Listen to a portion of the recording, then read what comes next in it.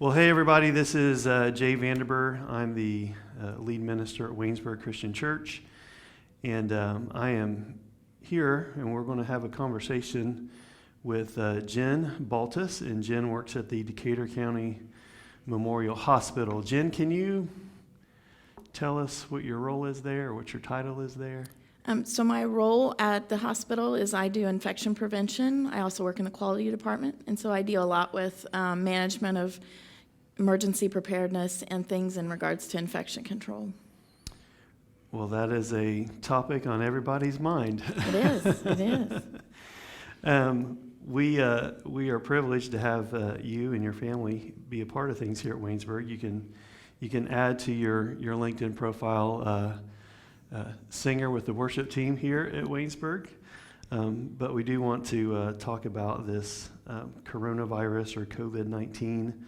Can you just talk to us a little bit about that? Is this just like the flu? How is this different than the flu? So the coronavirus, or as they've named it for this particular strain of coronavirus, is COVID-19. This strain was found in China and then has made its way human-to-human contact across the ocean to the United States now. It is a virus that is a common virus, but this particular strain has been shown to be more harmful to humans. And so the biggest thing about the coronavirus or COVID-19 is that it can be highly infectious. So it's out there in the news media. We see it a lot, and we've taken a lot of precautions in regards to that just because of the spread. The biggest piece in regards to that is that it is, like I said, it is a regular virus. So there's not an antibiotic to cure it. Antibiotics don't cure viruses.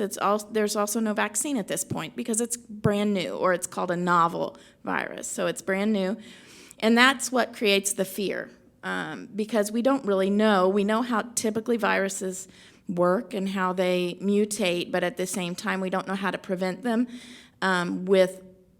we have to create a tool to prevent it. So that's the clincher in this case. And the fact that it's spreading pretty quickly across the nation, across the world, that we want to kind of get a good hold on it. Coronavirus, the symptoms are fever, cough, shortness of breath, or respiratory distress.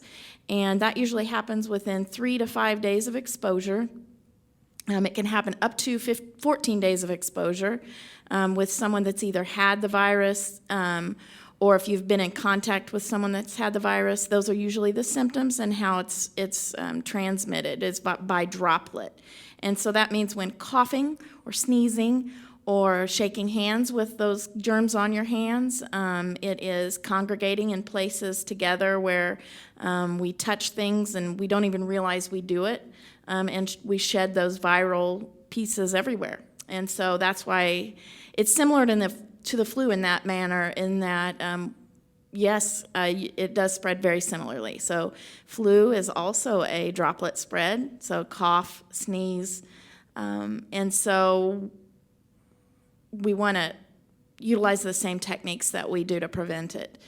So that is, washing hands and cough etiquette and staying home if you're sick, and that also includes things like cleaning high-touch surfaces, so cell phones, steering wheels, our countertops, bathroom fixtures, anything where you would come into contact with a bodily fluid, whether that be coughing, sneezing, or what have you.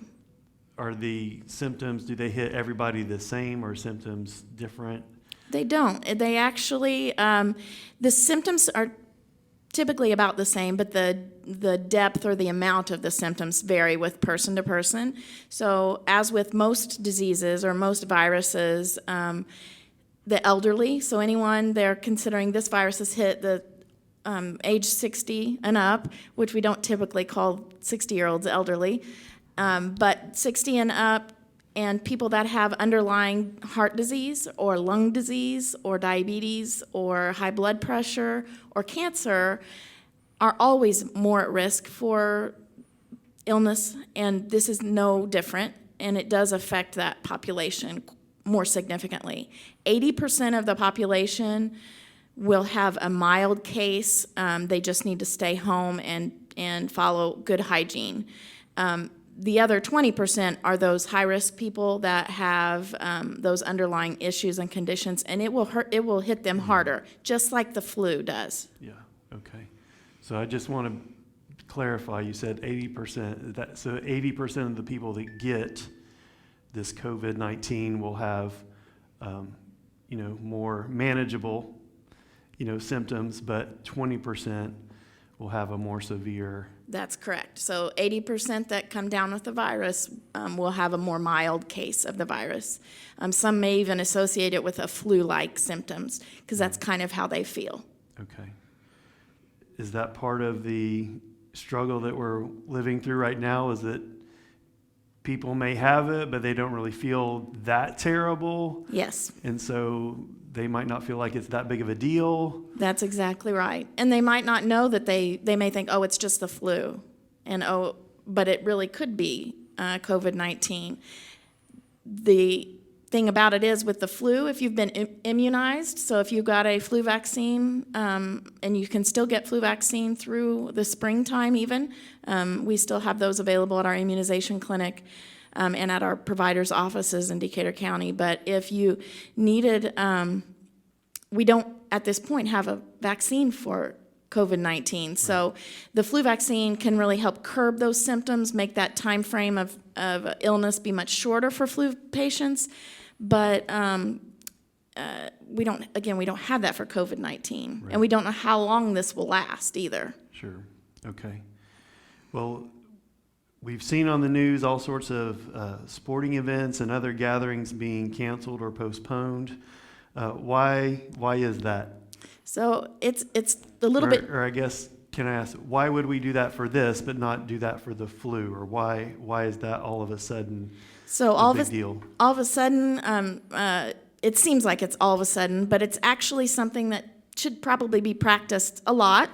When people are sick, we need to be advising them to stay at home. But I think we're so used to having the flu, and there's a season for flu. And I put that in quotations because flu can start as early as August and can go clear through to May. And I think people don't recognize that. The other piece of that is, we know people can recover from the flu. We know they recover from COVID as well. We've actually had, worldwide, they've had several cases of people survive and recover from the flu, from COVID-19, but we just don't know how long this will last. And in order to curb that spread, or in essence make it not last, is by encouraging people to reduce the amount of contact they have with other people, because that's how it's spread. Yeah. Well, you mentioned just reducing contact with people. A phrase that I've been seeing a lot is a phrase called social distancing. Yes. Or practicing social distance. What is that, or what are some do's and don'ts with social distancing? Social distancing is merely allowing enough space that if you were to cough, sneeze, saliva come out of your mouth or whatever, it would be a distance that would not get to you. So generally that distance is anywhere from 6 feet to 10 feet, depending on what resource you look at. But in general, the overarching community social distancing we're asking are things that involve large groups of people, and you'll see a lot out there, either depending on what it is, but generally it's around the 250 mark. So groups and gatherings, anywhere from 150 to 250 people or more, they're asking if possible, we could postpone those events or suspend them temporarily. What that does is that just decreases the spread. Because even though we all might be, in theory, practicing the best hand hygiene we can, the best cough etiquette we can, and trying to stay home, we don't know if we're sick for 3 to 5 days. And that's the same thing with flu. So with flu and with COVID, you don't know how quickly the symptoms will start, but you're already shedding viral load even before that. So it's a tricky thing. And so social distancing really does help provide that barrier of air between you and the next person. and really committing to a community that organizes thinking about those health conscious things. So, think about where you're going and what you're doing, and can you limit, that kind of movement and that kind of gathering to help reduce this spread. Yeah, that makes sense. Well, you mentioned a little earlier some of the higher risk individuals. Can you just specifically define some of those higher risk individuals for COVID-19? Sure. Those at higher risk are patients with heart disease or cardiovascular disease, with cardiopulmonary, so that's heart and lung disease, or someone with just lung disease, so COPD, asthma. It also affects patients that have diabetes. It also affects patients that have cancer, so those that are immunosuppressed, people that are on treatment, whether that be chemotherapy or radiation, or they've been on it in the last year, they're more at risk for catching an illness. And we want to protect those people for a multitude of reasons, because they're not going to recover as quickly or at all. And then secondly, they are in general just more susceptible, and we want to be careful with that population. And I get a lot of questions in regards to why do we also put the elderly in that spot. Well, just like with everything, the older you are, the more it's been used, and so the less it's new. And so a new healthy immune system is a little more adaptable and can bounce back a little bit faster. But our elderly have well-used systems, and so their systems take a little bit longer to bounce back, and sometimes they don't bounce back. So. Okay. Well, so there are those that are in higher risk categories. If I don't happen to be in one of those high risk categories, is there something that I can be doing to be of help to those that are in higher risk, or are there things that we should be kind of looking out for our neighbor about? Right. So we should really be thinking about those things. Those social distancing things, maintaining good hand hygiene and good cough etiquette around individuals. Not if you can avoid being around people, communicate differently. So we have all this technology, and maybe we shouldn't take a little minute and not traipse a bunch of people through grandma's house, or go to the nursing home and visit 4 people. In our community, in our county, a lot of the nursing homes have reduced their visitation, just like we have at the hospital, to help protect those at more risk from getting the disease. Okay, sure. Well, I know that it's an impossible question to answer, is how long will this last, but what helps this type of thing to die down quicker than maybe it could? Yeah, like you said, we don't really know how long this will last, and we don't know if it will be less prolific or less multiplying during the summer as it becomes warmer, which is what typically happens with the flu. We don't know if it will have that same kind of mechanism. We don't know if it will do that. And so, the best thing to do is to keep management of those things, and really really maintaining our watch over our own health and being aware of our system, our body system. We tell our kids, be aware, listen to your body, and we really want the adults to do that as well. Sure. Well, the last question I had was, do you have any tips for us or any practical suggestions? I want people not to freak out. I want them to remain calm. Yes, there is some unknowns in this situation, but we also have some knowns, and we know ways things are transmitted. And so when we're asking you to do those things, social distancing, good hand hygiene, cough etiquette, stay home if you're sick, when we ask you to do those things, it really works. It truly does work, and there's science behind that. We don't have all the answers, and I pray that it does end with the summer, just like flu does, or even sooner. Would be thrilled with that.